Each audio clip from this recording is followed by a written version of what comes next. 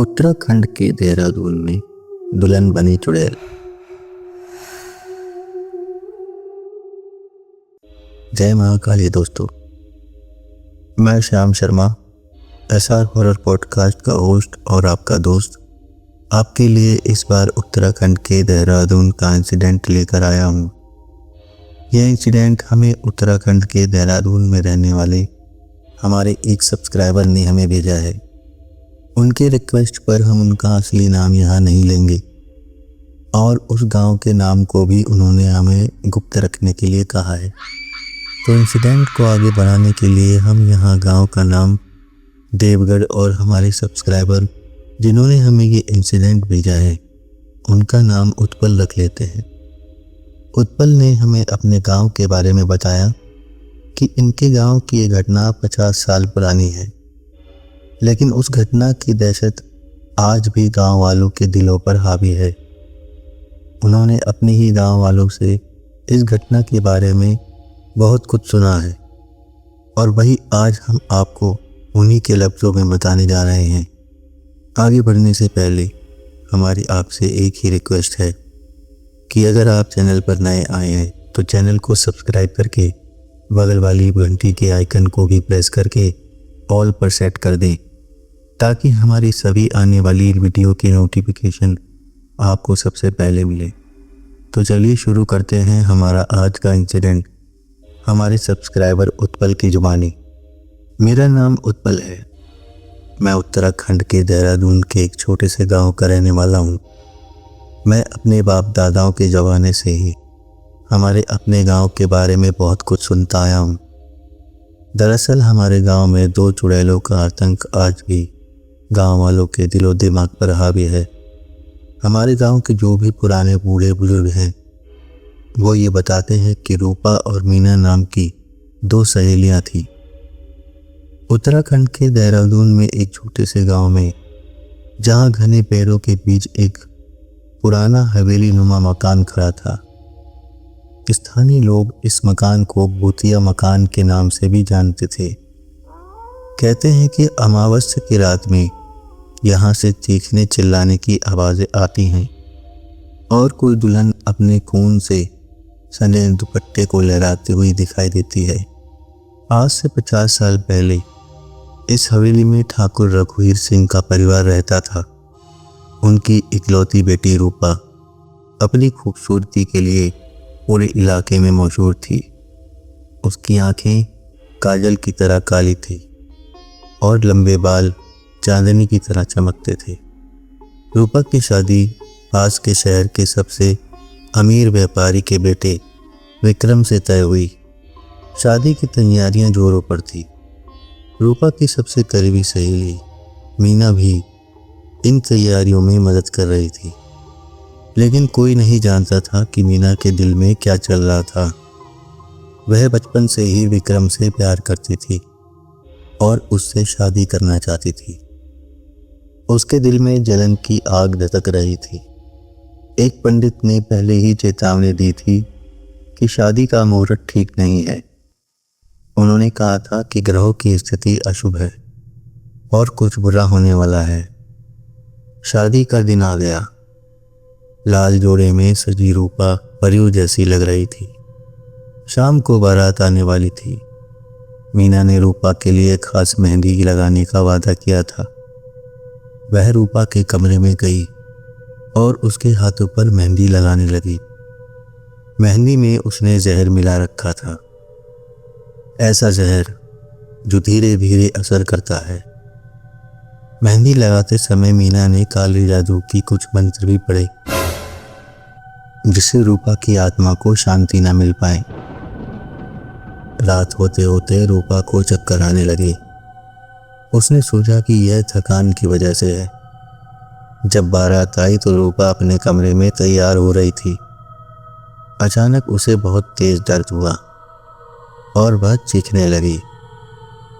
मीना कमरे में आई और उसे जहर का और भी घूल पिला दिया।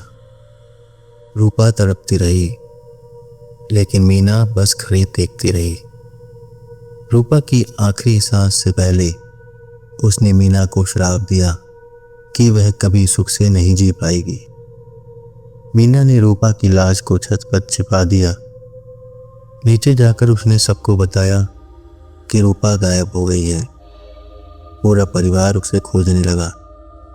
पुलिस भी आई, लेकिन कुछ पता नहीं चला। उस रात से अजीब घटनाएं होने लगी। उस मकान में जो भी चूड़ियां रखी जाती वे रात में टूट जाती। किसी के सिंदूर में खून के धब्बे मिलते।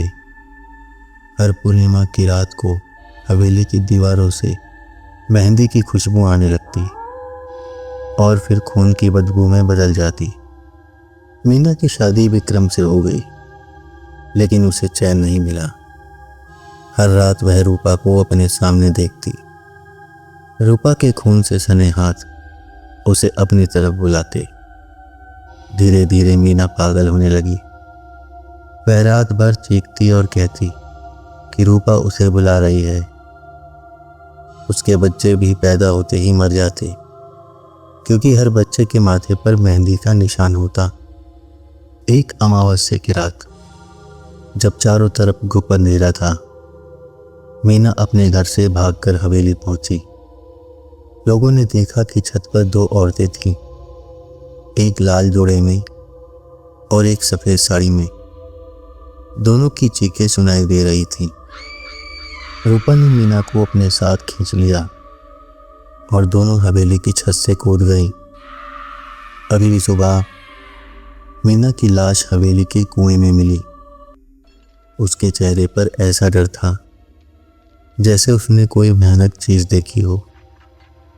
उसके पूरे शरीर पर मेहंदी के निशान थे जो खून में बदल गए थे।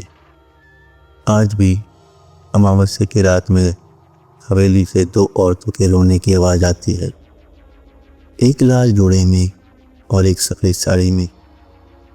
कहते हैं कि जो भी नई दुल्हन इस हवेली के पास से गुजरती है उसे मेहंदी की खुशबू आती है और फिर कोई उसे अपने पास बुलाता है।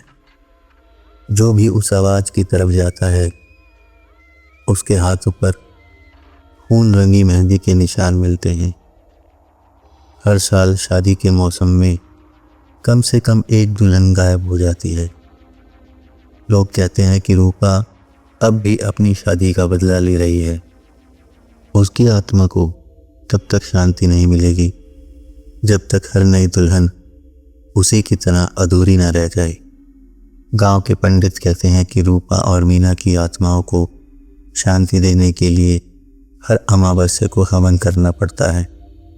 लेकिन जब भी कोई हवन करता है तो आसमान में काले बादल छा जाते हैं और तेज आंधी आ जाती है। हवन की सामग्री में खून के धब्बे दिखाई देते हैं और मेहंदी की खुशबू हवा में फैल जाती है। आज भी वह हवेली नुमा मकान आज भी वैसे का वैसे खड़ा है और अपने अंदर कई रहस्यों को छुपाए हुए है।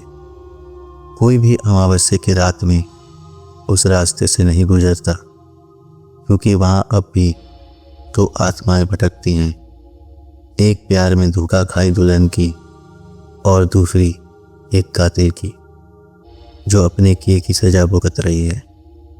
तो दोस्तों, अगर आपको हमारा ये वीडियो अच्छा लगा हो तो हमारे चैनल SR हॉरर पॉडकास्ट को सब्सक्राइब जरूर करना और साथ ही बगल वाले बेल आइकन को भी प्रेस करके ऑल पर सेट जरूर कर देना, ताकि हमारी फ्यूचर में आने वाली वीडियो का नोटिफिकेशन सबसे पहले आपको मिले।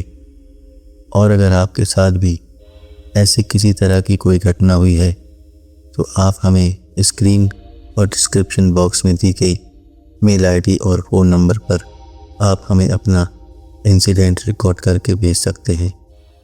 तो बने रहिएगा हमारी इस तरह की घटनाओं से सबक लेने के लिए। Stay tuned with the channel. जय महाकाली दोस्तों।